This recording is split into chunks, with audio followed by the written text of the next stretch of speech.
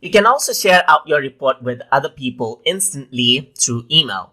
So to do that, first of all, what you need to do is you need to click on the drop down menu right here, and then you can go around and click on invite people. So once you do that, here you can see that you can set a permission level right here so that they can edit or they can just view the report. So I'm just going to set it to view right here, and I'm going to type in the email address of the person I want to send this particular report to. So you can just go around, type in the email addresses. Even multiple email addresses can be typed out right here, just like this. So let me just go around and type in multiple email addresses, and then you can go around and notify people and send this. And what happens is that the email will be sent out to the other person.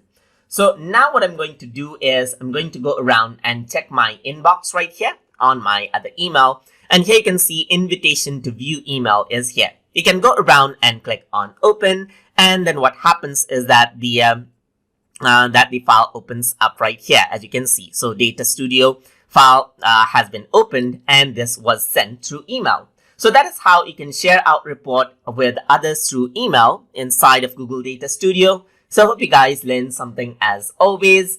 And as always, please like, comment, share, and subscribe.